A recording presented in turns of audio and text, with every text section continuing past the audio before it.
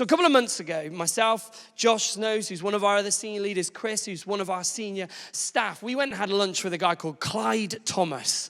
And he actually pastors a church in South Wales, so Clyde Thomas, even though he's not Welsh at all, which is kind of a bit of a weird scenario. His church is very well known for connecting people to Jesus. And so we got talking over lunch and we said, Clyde, tell us a bit about how you mobilize your church to get reaching people in their community. And he started saying, the first thing he said, well, what we do in our church is every year we encourage people to have 5 individuals, couples, or families that they're intentionally reaching into. Because on average, statistics will show that at least one of those will come in and find faith in Jesus. Okay, fine, that sounds like a nice little sort of strategy. But then he went on and he shared a very powerful story. He said, let me tell you how this works in our church. And he talked to us about his assistant. So he and his wife are the pastors, and they had an assistant very close to them, great friend, building church together. And tragically, that lady passed away. She had a brain tumor, and she passed away. And Clyde then said, but the thing is I knew some of the names of her 5. And so at the funeral at which he was heartbroken, the funeral at which he was taking, he took the chance to go and befriend some of those 5 that she'd started to reach into. He and his wife found out when their kids' birthdays were and made sure they sent cards and gifts. They found out what their material needs were, where they were stretched, where they needed serving, and started to meet them where they needed help. And over time, these people turned to him and said, Clyde, why are you doing this? Why are you doing this? He said, your and our friend was trying to reach you with the life of Jesus. She wanted to share his hope, his second chance, his forgiveness, his grace.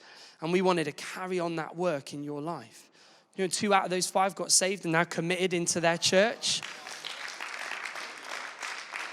Clyde wasn't talking to us about a nice little program, a nice little idea. He was talking to us about a culture of outreach. You see, the church was never a program or an organization or a clever little idea. It was an infectious, unstoppable culture. But the thing is, right, a culture of outreach, it's not going to be about one preacher or somebody. It's going to be about every single one of us taking the effort to press in and make a difference where we are. But the problem is, it's easier to live the other way, isn't it? It's easier to turn up at church on a Sunday, have a great time of worship, and the band did great, and often the band did great whether we feel like we received, most of the time they did great anyway. But, the band did great, and the pastor, oh yeah, that word was just for me. And we go out as a consumer rather than as somebody who's consumed. But what we're trying to fire within our church is the reality that every single one of us has an opportunity and an invitation to be a world-changing, society-changing, history-shaping individual outside of the hours of church. But the thing is, guys, it's going to take our time. At the end of the day, if you're going to want to reach people with this life-changing relationship with Jesus, you're going to have to give people your time. And I don't know about you, I'm pretty selfish with my time by default. I want my own space. Hey, it might even cost you a bit of money.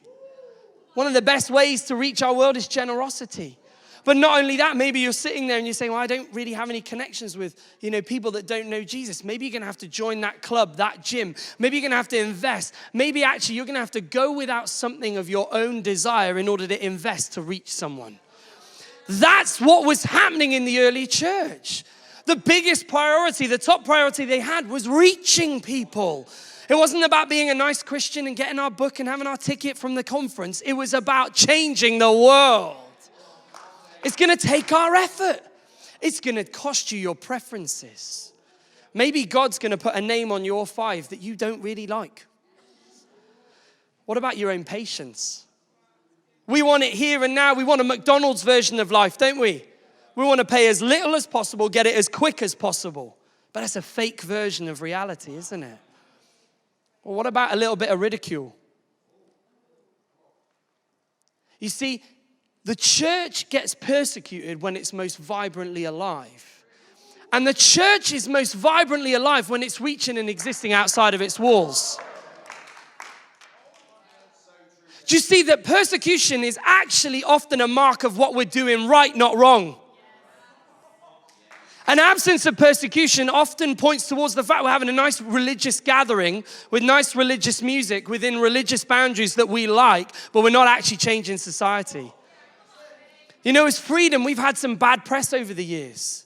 Do you know when it happened? Do you know when it happened? It happened off the back of one of our years of most growth. When we saw 75 people in one location get baptized in 1 year. 2 weeks before we were about to plant our first ever church outside of Hereford. That's when it came in, not because we were doing something wrong, but because we were doing something right. And do you know what? It's not easy. It is tough. It's not nice when you have that, but there's something we've got to realize that that's actually what the church was made for. You see, the church was designed to be a positively disruptive force in the world. The church was not designed to be a nice, so PC that it's something of nothing charitable organization that pats itself on the back because it did a few nice things for a few poor people. That's not what the church was meant to be. It's not another social club. It's not another thing you tick off the box. We were designed to be the most positively disruptive force in the world. Disrupting racism, disrupting corruption, disrupting fear, disrupting disunity, disrupting doubt. When the church gets going, societies change. Why? Not because the church had a great program, but because they introduced people to a life-changing relationship with Jesus. And those who were once selfish become generous. Those who were once controlling become releasing. That's what we're called to. We don't just want to fill the rooms of our churches. We want to fill the halls of our cities with hope, with life. But you got to get the bit between your teeth because it's going to take a cost sometimes. You see, if we can say, I've got faith for 5, it'll die out and just become another little thing we tried. But if we grab the embers of the fire of the birth of the church, we get confident again. We realize that actually we were called into the fight. Something else is going to happen. You see, Jesus said, go. Go. Get out there into all the world and preach the gospel to all creation. Most of us, we palm off our excuse. Well, if church was a little bit more, maybe if there were a few more, but actually Jesus never, the primary call, it's not wrong to invite people to church. Don't think I'm saying that. I'm just provoking that the primary call was to go. And honestly, guys, it's actually a little bit more simple than we make it. And what's brilliant is our vision statement gives us all the tools that we need in order to go and make a difference. And for the rest of this message, we're going to concentrate on just one word. A simple word, but if we dig into it, will make all the difference in being this positively disruptive force in our generation. And it's the word connect. Connecting anyone, anywhere to a life-changing relationship with Jesus. You see, Jesus connected when all other religious leaders condemned. Now, Jesus wasn't soft. He didn't not challenge. He didn't compromise or comply with the world around him. But there is something so unique about Jesus' character in his capacity to connect. He connected with the worst of the worst and the best of the best. He had this ability in just a moment to transform a life forever. And he had the ability to walk through the trials and challenges of life consistently with those disciples. He was a person of connection. And do you know what the Bible says? Is that we are his hands and feet. We're going to struggle to connect people to Jesus if we're not connected to people. We're going to struggle to connect people to Jesus if we are not connected to people, because we're not actually going to be living out what he instructed us. And there's loads of people in the Bible that are great examples to look at. And one of them is this man called the Apostle Paul. And again, if you're new to church, he's a writer of the New Testament, which is the second half of the Bible. And he writes a huge amount of it. And he's a prolific church builder. What I love about it is he's not called the evangelist Paul. And yet, often you hear him urging the church, get out there, go, get out there, go, get out there, go, get out there, go. And he said this. He said, to the Jews, I became like a Jew to win the Jews. To those under the law, I became like one under the law, though I myself am not under the law, as to win those not who are under the law. It's a bit of a tongue twister. To those not having the law, I became like one not having the law, to win those. To the weak, I became weak to win the weak. I've become all things to all people so that by all possible means, I may save some. In other words, what Paul's saying is, if they were into football, I got into football. If they were into rugby, I got into rugby. If they spoke French, I learned French. If they lived over there, I went there. That's as simple as it was. But what Paul was consumed by was not hearing another fresh word from God. He was consumed by going and getting another lost person close to God. This is the origins of the church. This is who we've been called to be, connecting, connectors, connected to people, being Jesus' hand and feet and connecting them to him. And you know, it again is so much more simple than we think. One of the best ways that you can connect people is connect them to community. There are so many people in our world that are just lost and lonely. One of the things that's been running for a number of years here in Hereford is a group of our guys play football every week. And don't get me wrong, I'm sure that a number of those guys do it because they really want to play football. But at the end of the day, it was originally conceived to be a bridgehead for people that have never come to church. And through that, we've seen people get saved. Through that, we've seen people cross over the threshold of church and hear the gospel. Because it was an area where people could connect to community over a common interest. But the point being, eventually to connect them to Jesus. But I want to bust a bit of a myth. Because I hear all too often that connections need to be deep and solely take time. We excuse ourselves from sharing the gospel. Oh, I don't really know them that well. I want to make sure that I really understand where they're coming from before I, speak into their life. And, it just takes time. The problem with that is that whilst there is some truth in those concepts, it's debilitating to the biggest opportunity you and I have. Because at the end of the day, Jesus had 5 minutes with the woman at the well. Jesus had 2 minutes with somebody walking down the street. He maybe had an afternoon with Zacchaeus. He didn't get to know them, all the deep, dark secrets of their heart. He didn't give all the time in the world. And yet he was able to connect them and see their lives changed. You see, connection for me is not so much about the amount of time or the information that you know of someone. It's instead the level of authentic interest you actually take in their life. The level of genuine love that you show them, and the level of passionate vision you have for them to meet Christ. This happened for Saz and I recently. We were invited by a friend of ours to a family day at his workplace. And we've been before, and it's great fun, loads for the kids to do. And we said, yeah, we'd love to come. But one of the other reasons we wanted to go is because it was going to be an opportunity to connect to people outside of church. And Saz had a prior commitment, so she was going to be a bit late. So I got there early with our 3 children. We now have 4. But, 3 kids, a dad on his own, is a recipe for disaster, all right? One of them's going to wee themselves. The other one's going to get a black eye. Someone's going to eat something they shouldn't eat. I don't know how you do it, women. It is like Saz will come home and I'm like, how? I'm just glad they're still breathing. You get them dressed. Like they're all undressed. What the heck is happening when So we get into this space. And I'm talking with my friend and I'm praying, Lord, give us an opportunity. And I say to my friend, hey, look, is there anybody that would, you'd love to point me in the right direction of? And they say, oh yeah, there's one person going through a bit of a tough time. And I was like, okay, that's fantastic. In my head, I was like, wait for Saz to come. I'll palm the kids off on her and then I can connect. Because, I need that space. But I walk straight through the gates and my mate says, oh, there he is, calls him over, and then walks off. And I got my 2-year-old nearly electrocuting himself. My 5-year-old's nearly wet themselves. My 7-year-old is having a paddy, right? But I got an opportunity to connect.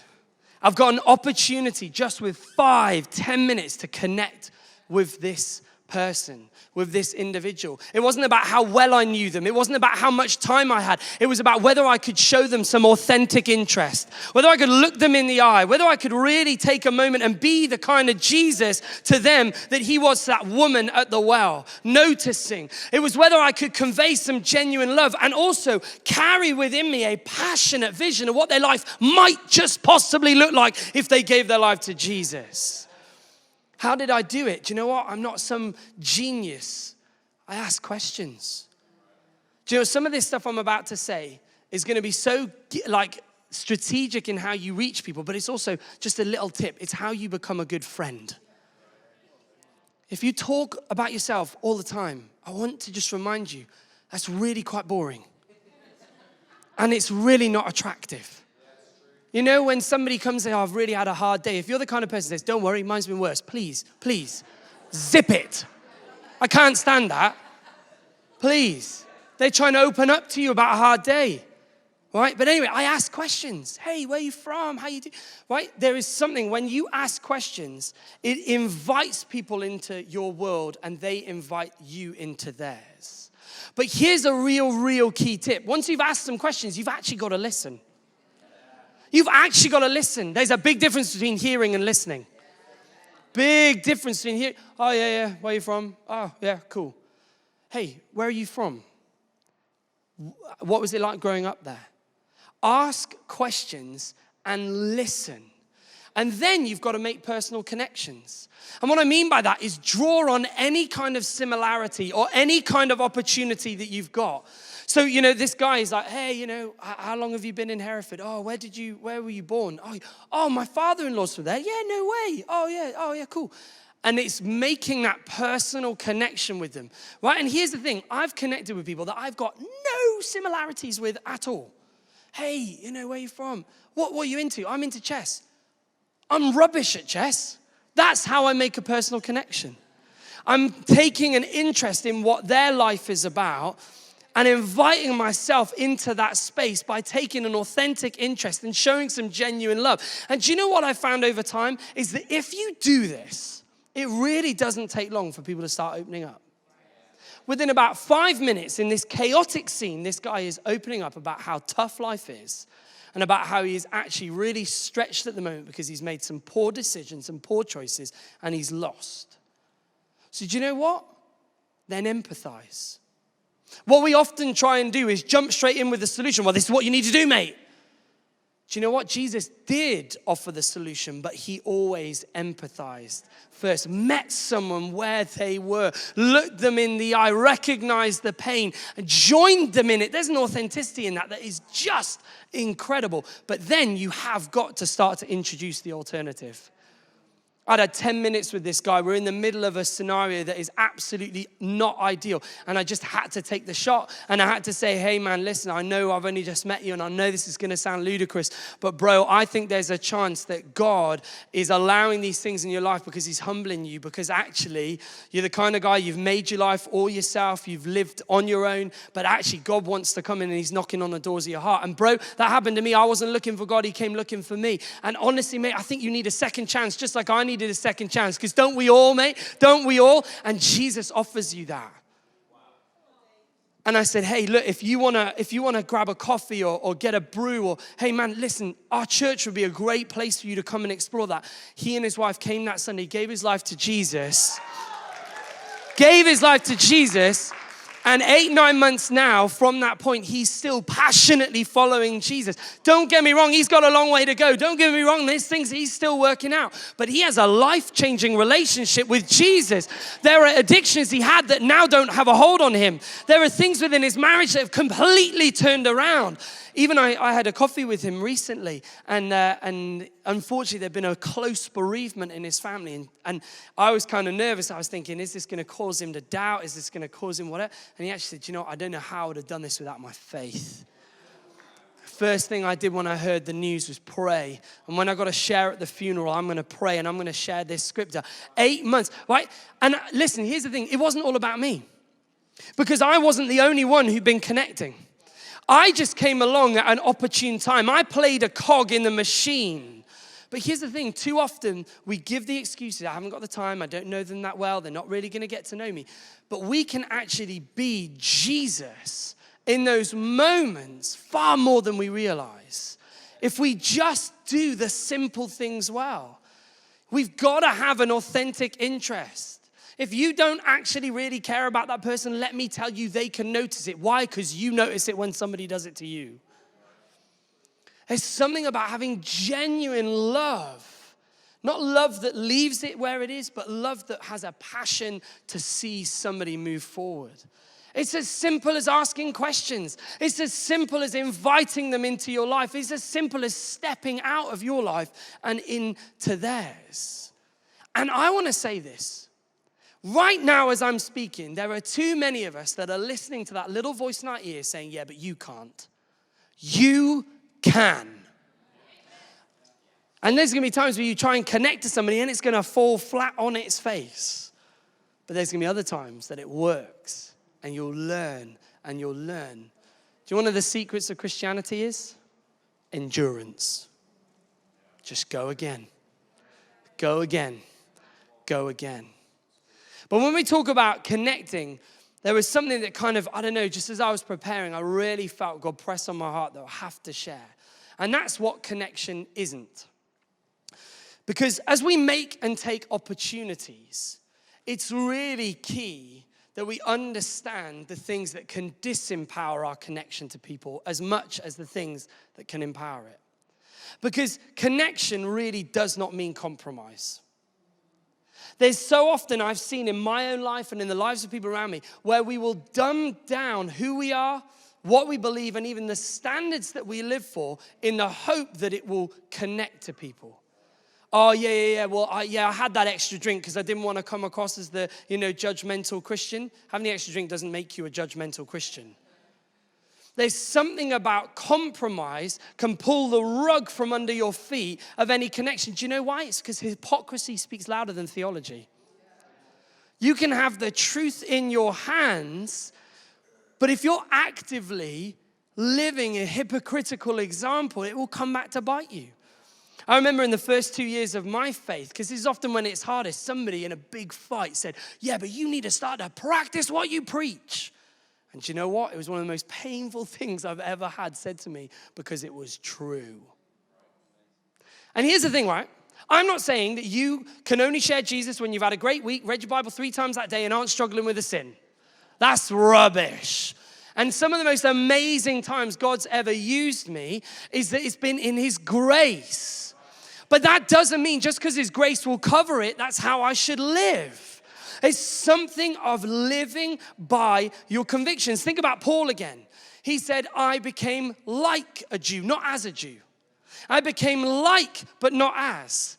I became like, but not as. In other words, I learned how to meet them where they were without becoming what they were. I learned to meet them where they were, but without becoming what they were. You see, connection, he didn't compromise. Paul didn't compromise, he connected. Not to be liked, not to be admired, but to win people. Because connection has to be coupled with living by conviction. You know, that same friend that I just said who got saved 8-9 months ago, I had another friend who was a colleague of theirs years before. And in that particular work, this friend of mine decided that he would be teetotal for the length of time he was in the job. Not because he had an issue with drink, not because it was a struggle, but for 2 reasons. The first reason was because he knew it was something that would set him apart. He knew it was something that would be a conversation starter. He knew it was something that would make him different. He also knew it was a way of keeping himself safe. But the thing is because he lived by that conviction, there is now a breakout and ripple of salvation in that workplace because he chose to be a person of conviction and then make connections. He didn't see a revival in the days that he was in that job, but paved a way. You know, what if somebody brings one of their 5 round to your house, but you're just a bit loose with your tongue because you've had a bad day? You know, you just can't, there's something of living with our convictions, not to put a pressure, I've got to get it right, but to be an example of Christ. You know, one of the best ways that I've lived by conviction is when I've got it wrong in the presence of somebody I'm reaching and say, do you know what? I shouldn't have said that. That's not actually how I want to live. Would you forgive me for saying that? Do you know what, mate? I'm really sorry. I kind of went along with that conversation, and actually Jesus really challenged me that I shouldn't have gone along with that. Because connection also doesn't mean compliance. The church is being told all the time, change your views, become more modern. Otherwise you're going to become irrelevant. But the thing is actually, sometimes when you speak up, it creates space to speak in. We can't just think that connection is going to come by watering down. In fact, actually, intensifying what we believe and the way we stand in our workplace actually will make you like a light. When we compromise, when we comply, that's what dulls the brightness down. But we think it's going to push people away. I was chatting to somebody from our Hereford campus recently, and they're trying to reach their colleagues. And so one of the things is that when they start talking about sex and sleeping around, they speak up and say, yeah, I'm actually a virgin and I'm saving it for when I'm married. Or that's going to get in the way of connection. They're going to think you're a weird Christian. Initially, yes. But then when you live by that conviction and they start to see the life change of Christ in you, not the perfection of your behavior, when they see you fall but get back up, when they see you fail but embrace grace and go again, after time, people will start to say, why are you doing that? Do you know, in fact, this person's been doing this for about 3 months, and one of their colleagues said to them, yeah, I just don't really get that whole kind of not sleeping with somebody before you're married thing. An hour later, they came back to them and said, no, I do actually. Because I've actually been hurt by, just sleeping around and giving myself to whoever just on a drunken night. And when I talk to you guys, there's like a purity over your life. And I know it's not because you're perfect, because I know you've messed up, but I think I need something of that. Speaking up, giving an opportunity to speak in. The church was designed to be a positively disruptive force. You will not be a disruptive force if you keep your mouth shut. That phrase, preach the gospel all times, and if you have to, use words. I understand the sentiment, but it's a load of rubbish. You've been given words to speak. So if we're going to disrupt our world, we're going to have to live with conviction. But you know what? And as we close out, it's all founded on connection means compassion. So often you read about Jesus, and why is he moved? Compassion. You see, this is such a key thing, because if we lose the root of compassion, we'll become judgmental. And we'll start to share our convictions from a place of authority rather than from a place of empathy. But when we start realizing that this world is broken and lost just like we are, that compassion is compelling. That compassion's unstoppable. That compassion is authentic interest, genuine love, and passionate vision. And we can do it just through the simplicity of asking questions, listening, and offering people the alternative. Because here's the thing. People will resist. People will dislike it. But deep within every soul is a seed of eternity. And you'll unlock it through compassion. Looking in their eyes just like it was Jesus looking in their eyes. Telling them, do you know what? It's okay. I know you messed up, but I can give you a second chance. I can give you a hope that goes beyond hope. I can offer you a life beyond life. You see, everybody that we connect to is always about connecting them to Christ. Because this is an adventure, and it's terrifying, and it's embarrassing, and it's challenging, but it's also exhilarating. It's unbelievable. I got to be a part 8 months ago of somebody going from death to life. I got to be a part of seeing somebody's eternity change. I got to be a part of seeing somebody, the seeds of faith begin in their life, and their marriage is transformed, their parenting, their life. What an incredible privilege. Is there not anything better to live for? Is there not? Is there not? And it's as simple as being connectors.